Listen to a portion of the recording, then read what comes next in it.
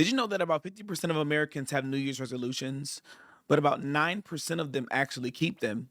And almost 43% of all of those people end their resolution by the end of January. Now, that may sound familiar to you because you probably have had New Year's resolutions. You've made vision boards and all these different things every single year. However, you always find yourself not keeping what you say you're going to do. And that actually is very interesting to me because I have also found myself telling myself that I'm going to do something that I have no capacity and I'm not willing to keep. This is an interesting phenomenon to me because it shows me a pattern of inconsistency that is deeper than just being inconsistent. See, when we see people who are inconsistent, we just say, "Oh, you're inconsistent." But no, there's a deeper issue there. There's a deeper rooted problem that we are not really paying attention to when we are evaluating people's lives. And one of the things that I found out was that although many times we have ambitions, we have dreams, we have goals, we have aspirations that we want to accomplish, we don't always have the internal infrastructure that would ultimately bring us into that ideal outcome. Anytime you tell yourself that you are going to do something and you don't do it, you just told yourself a lie.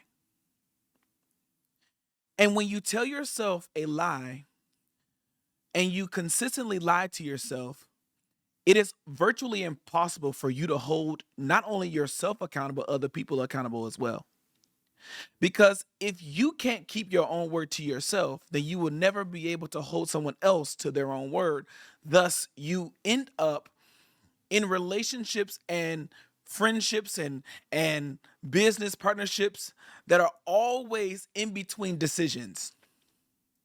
And that in itself is not fair to you and to the people who you want to help and to your family and those other people because you are inconsistent. Now, this isn't to be hard on anyone. This is just a reality check on when we're making these resolutions.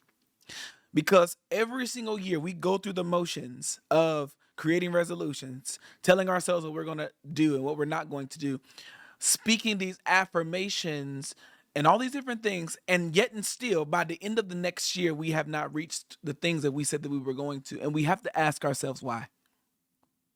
Why is it that every year I make these resolutions, but by the time the end of the year comes, I have not reached them, and so I'm making new ones. When you don't keep your word to yourself, you break your own will from being able to be consistent. Now, what is the will? The will is the place where decisions are made.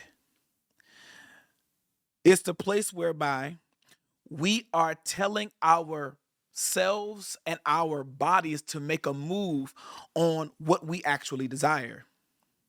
Now, we can relate this to financial, we can relate this to fitness, we can relate this to family, we can relate this to any dimension or any aspect of our lives. If there is no actual conversation within yourself, your will, then you eliminate the potential outcomes that there are in your life. So let me give you an example of what this will look like. If I tell myself that I am going to make 10, not make $10,000, but I'm going to save $10,000 in the year 2024. And I never really take the time to fully evaluate what that's going to cost me, what that's going to require of me, what that's going to mean for my decisions after that. I immediately, when opportunities come that are in direct opposition to what I actually desire, when those opportunities comes, I automatically forget, oh, I'm just I forgot about that. Oh, I'm just gonna go. I'm just gonna go do this. Now, this is not to say that you can't have the fun or do the things and all the other different stuff. I'm not saying that. What I am saying is Whenever there is an opportunity that is presented to you that is in direct opposition to your ideal outcome and you take it, you've immediately broken your own will. And this happens consistently because here's why. Whenever you make a decision to do something, you are welcoming the challenges that will be connected to it. Meaning, you are welcoming the opportunities for that thing to not actually happen. Because when you make a decision to turn away that is uncomfortable or unfamiliar or unknown to you, you open up the door to opportunities that welcome the direct opposite of what you actually want. Now, this doesn't really make sense, but what happens is intention, whenever you have an intention, you are disrupting a specific pattern, a specific mindset, a specific way um, in your life that ultimately draws you into a deeper level or deeper uh, um, commitment or whatever it may require of you. What am I saying to you? Whenever you decide that you're going to do something, you are welcoming the opposite to welcome you. Now, that sounds absolutely insane. How can you say, when I make a decision to do something, that I'm welcoming also the opposite to happen to me as well? Because here's the thing, you can't start something new without confronting the challenges that will come with the new. Let me give you an example. There are people right now who are saying, I want to lose such and such weight, build muscle, all these different things. That is phenomenal. Okay. However, what that requires of you is the first day that you work out, you are going to feel the greatest amount of pain after the workout. It feels good while you're working out, but after the workout, you're going to be fatigued. Your muscles are going to be tired. You're going to feel pain, but the pain and the fatigue are all signs that you're moving in the right direction. But if my mind is not set on the goal that I desire, I will end up stopping in the middle of what I want to accomplish for the sake of being comfortable rather than moving forward into what I actually desire. What did I just say to you? Whenever you start something new, imagine, already anticipate that there will be a pain or a challenge or a conflict of interest because you are doing and starting a new pattern. I don't know if this is making sense to you. If it is, I want you to type in the comments right now, I am ready for the challenge.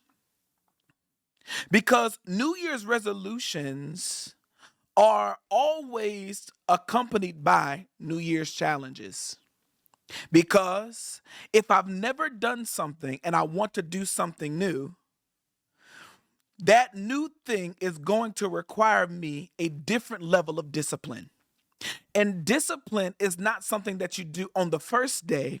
Discipline is what you do every other day after the first day, because the first day may be easy, but when you wake up on day 2 and day 3 and day 4 and you're feeling a little bit better and you have lost a few pounds but you haven't reached it's easy to return back to what you are always or have been familiar with. They always say that it takes 21 days to start a new habit, but I don't necessarily agree with that.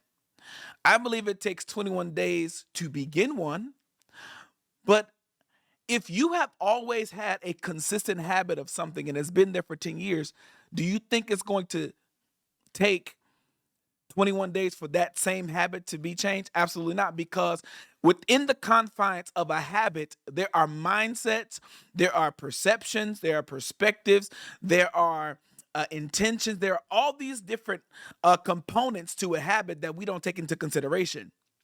So even when it comes to your finances, your family, whatever you're trying to accomplish, in order to have a proper expectation of a resolution, or even to accomplish the resolution, you have to account for the challenges, the fatigue, the pain, the pressure that is a part of you actually reaching the goal that you desire. I hope I'm making sense to you. And I hope this is making it clear that a resolution doesn't make sense if you don't take into account everything that will come with it. Now look here, look here. There's a Bible, it's not even a story, it's just something that Jesus said. It says, "How can one build a tower except he counts up the cost? How can one build anything except you count up the cost first?" So, in what I'm conversing with you today about, in your resolutions, you must first, before you even say, "This is what I'm going to do," ask yourself, do I actually have the discipline within myself and the capacity within myself to accomplish it? Because if I don't have the discipline, I'm going to be disappointed. If you lack in discipline and you're trying to accomplish a specified goal, at the end of the year, you will definitely be disappointed. Because anytime you set your heart to do something and you never account for or audit the emotional capacity you have, the mental capacity you have, the relational capacity you have, the social capacity you have, the financial, all that is a part of counting up the cost. So now you are in a space whereby you are frustrated with where you are, and this is what a lot of you are entering into the new year with. You're entering into the new year with frustration, like, I wish I would have did this time. I wish I would have. And instead of taking an account of what you need to put into the building process, instead of doing that, you are just, what's the word I want to use? Wallowing in pity. Instead of saying, you know what? In 2024, I didn't do what I said I was going to do. I didn't keep my word to myself. I didn't wake up and make content like I said I was going to do. I didn't do all the activities that I said I was going to do every day. I didn't count up the costs. I didn't take into consideration the friends that I would lose. The I didn't take to account the level of investment that I would have to make in other people so that they can teach me the things that I need to know. I didn't take into account all of these things, and it has weighed on me negatively. But now, instead of wallowing in what I didn't accomplish in this year, I'm just going back into the resolution that I made the year before and saying, wait, I'm just going to count up the costs now in order to better allocate what I need in order to reach the goals that I desire. I feel like, I don't know. Maybe this isn't tracking with someone. If it is, I want you to type "I'm tracking with you" in the comments. Watch this now, yo. I say yo. New Year resolutions. Resolute. A resolve. New Year's resolves. If you make a resolution without your mind and you only make it with your mouth, then you're going to set yourself up for failure. My favorite scripture, one of them, is, "As a man thinketh in his heart, so is he," meaning that you can't accomplish what your mind has not been set to do. So, in order to make a resolution, I'm as a matter of fact, we're not even going to make New Year's resolutions this year. We're not. I don't want you to make another resolution. I want you to make New Year's decisions. I want y'all to type that in the comments. I'm making New Year's decisions. We're no longer making New Year's resolutions. We're making New Year's decisions. What is a decision? A decision is a judgment on a specific situation or a specific verdict.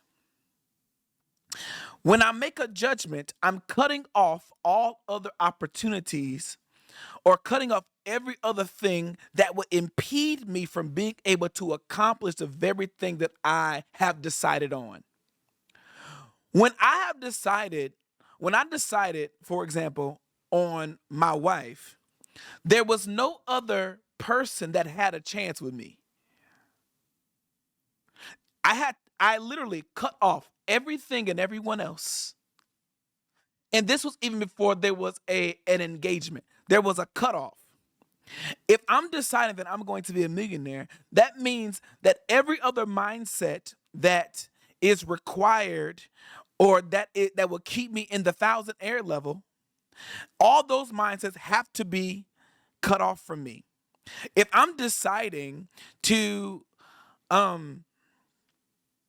I don't know, lose weight, that means that I'm cutting off everything else that will keep me from being able to lose weight.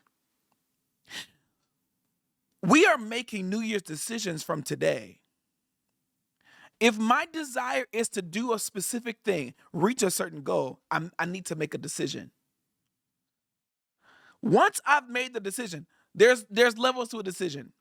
It's not only a confession, it is a mental note. It's like a mental picture. Like every day that I wake up, I'm seeing myself in the place that I have decided on. Every day I wake up, I'm seeing myself in the place of success, wealth, longevity, good health, a phenomenal marriage, a phenomenal family. I'm seeing all these things every day. I'm not seeing it just on the day I make the resolution or the decision. I'm seeing it from day to day. Once I've decided and I've counted up the cost, I need to set my intention. And that's the part. To set my intention, I am um creating the space for me to develop a strategy in order for my decision to actually come alive. Okay. So we got decision and then we have intention. Decision is I've set my mind to do it. Intention is now I need to strategize in order to accomplish it. When I strategize, this is the counting of the cost part. I am seeing, okay, I need to stop going here. I need to go here this time. I need to do this. I need to do that. I need to separate this from my diet. I need to put this into my diet. I need to not just cut off stuff. I need to put new things in the place that I've cut off. I need to stop listening to all my friends who are talking about they don't have money. And I need to listen to other people who are on social media who are always talking about wealth and how easy wealth is to be attracted to you and how to become a person of wealth and how to become a person of wisdom and what that requires from me. I need to remove myself from certain languages and certain conversations. Okay, now I'm setting my intention. Once I have that, I now need to strategize. My big goal is 1 million. What is that a month? My big goal is losing 20 pounds. What's the time limit? See, because setting goals is specific, measurable, what is it? Attainable, relevant, and time bound. So within a year span, let's just say it's a year, I want to either make 1 million, keep 1 million, whatever that is. I need to lose 50 pounds. What is that per month? Once I know what it is per week, per month, then I need to know what it is per week. Once I know what that is per week, I need to know what is my day-to-day diet. What do I need to do every single day in order to get the outcome that I desire?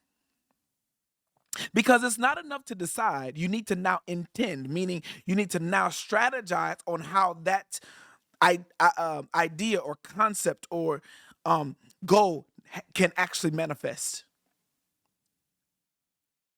Intention. Every single day, I have something that I need to do. Whether that's okay, I need to walk 10,000 steps. That's a easy actionable item. Okay, I need to post one post on YouTube, one post on Instagram every day. I need to go live at least once a month or once a week. And here is the art of the game. You ready? Within my intention comes consistency. Consistency is good. But once I'm consistent and I take an evaluation, I now need to make certain that I'm consistent in the right places. Because there are people who are consistent, but consistent in the wrong things. Let me give you an example. If you are posting every week or every day and you're not getting any traction and you're consistent, but it's you need to now say, okay, I'm consistent, but what I'm consistent in isn't good. Now I need to do something different that makes my consistency make sense for me and for the people that I'm working to help. Y'all got me. So once I'm consistent, I am now in the execution space. You see, this strategy is called DIE. Decide, intend, execute. Decision, intention, execute. My execution is where I am consistent in. And you see how these just blend together? It's for a reason. Because anytime, and you see why it's called DIE, right? It's called DIE because anytime you are getting ready to do something different, there's a part of you, the old part of you has to die. Every day that you get up and you make the decision, the intention, and the execution, a part of your nature, what you are doing is you're dying to a part of you that you were once familiar with that you can never go back to. By the time you consistently do this strategy that I'm giving you, by the end of the next year, you will look back and say, "Wow, what what JaQuan told me actually worked. I am actually living the dream. I had a dream of having all these followers, and all of a sudden I did what he said do, and now the followers came. What am I showing you? I'm showing you how to, instead of making New Year's resolutions, you can make New Year's decisions.